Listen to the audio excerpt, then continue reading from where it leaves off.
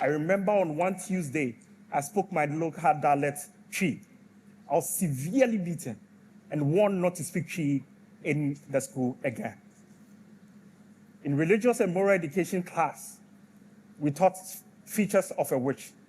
Mr. Safoje said, a witch is a dark woman who likes red meat. That was what I studied in school. Pictures like this was not in my textbook or my English books. My books, reading books and textbooks were pictures and stories of other people not like me. In many institutions today, and many of our education system, our model has an invisible form of colonial history. We studied more about the British than studying about Soyinka, Ama Tedu, and many other people. Stories of Village with No Men I photographed years ago were not part of our history and the context and the things we studied in school.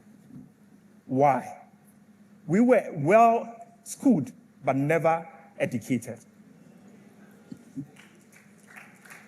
Across the continent, our education still carries the invisible model of colonial system.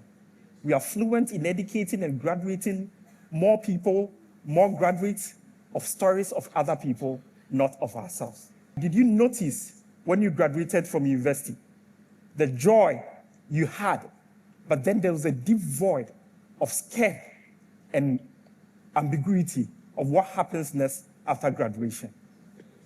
That void and that emptiness led me to study in US with the hope of furthering my education. My first history class was History of America, to my disappointment. The first week in school, my classmate told me he's too white to shake my hand. My class never accepted my stories.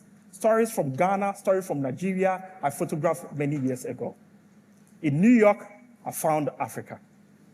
In this library, in this museum, and in this beautifully preserved for the Americans. Our history, our books, our story. I'm a photographer. I'm a problem solver.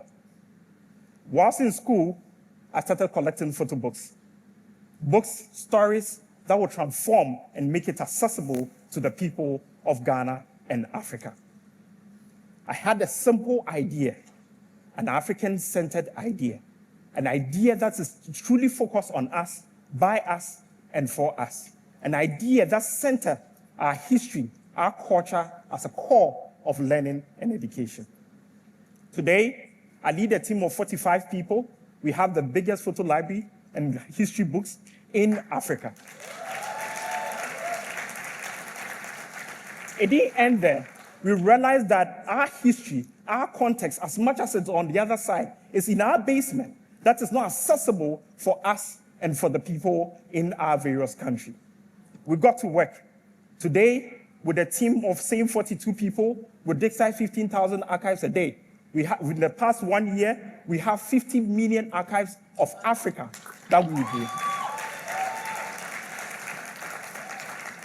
These are stories which are in the basement, which are not in our curriculum and not in our school. Therefore, many times in our school, it's not about accessibility. It's about the quality of education that inherently help us. There's so many universities in Africa. Why are still many people unemployed? In Dekan, photographers, teachers, educators are using this model of education and accessibility to build curriculum and to change the education of Africa. Marvelous, who is a Nigerian, now a photographer at Reuters, now's perspective of Africa has completely changed. And now he's able to tell us a story in a different and more cohesive way. Is it our gallery? Is it our library? Is it our museum? All we are doing is we are taking the garbage, we're taking our history, we're bringing the teachers, we're bringing the leaders in our community and the scholars to the room that can transform our education. We believe this is a model that will transform many of our classrooms. It's not just the books, it's not just the context, even in the classroom. And I'll give you a history and a context. In 1969, Ghana kicked Nigeria, a group of Nigerians from Ghana. Back then, again in 1963, Nigeria did the same thing. Today, the Jollof fight has nothing to do with the Jollof. It has everything to do with history.